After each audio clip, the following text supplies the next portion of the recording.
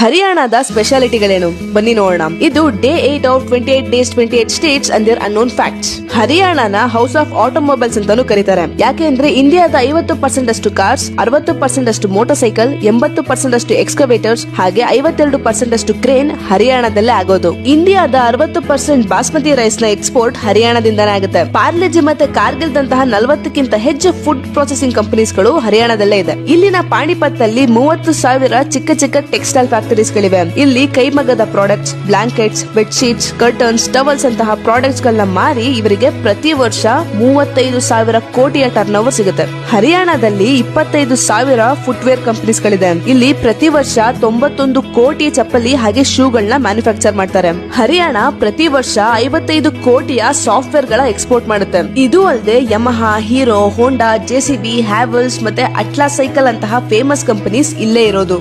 ಇದೇ ತರಹ ನೆಕ್ಸ್ಟ್